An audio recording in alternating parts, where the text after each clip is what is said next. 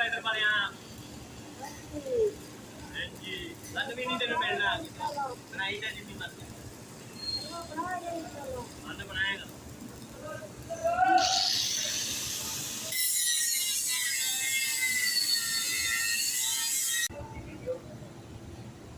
बनाओ दोनों की ने मना किया